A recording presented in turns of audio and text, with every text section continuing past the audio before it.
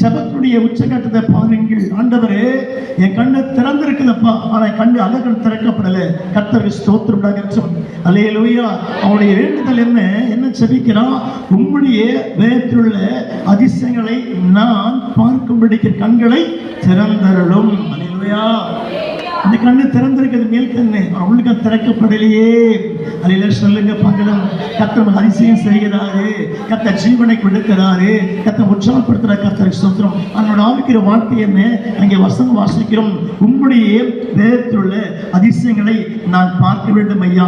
அந்த வசன வாசம் ஆண்டவரே கண்களை திறந்தருளுமப்பா.